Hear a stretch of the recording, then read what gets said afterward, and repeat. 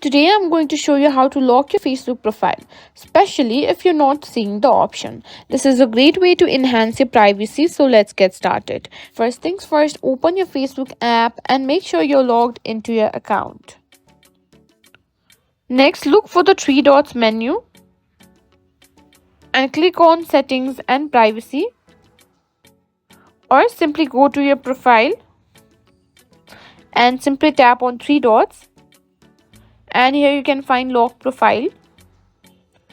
If you don't see it, don't worry, I'll show you a trick in a moment. If the option is there, simply tap on Lock Profile and follow the prompts to confirm. This will restrict who can see your profile information and post.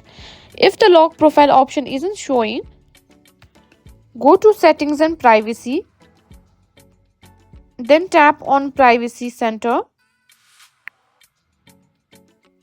Look for who can see your future post.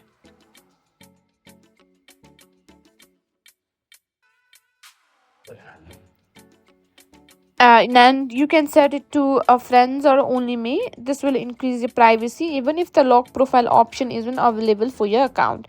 And that's it. You've successfully locked your Facebook profile or boosted your privacy settings.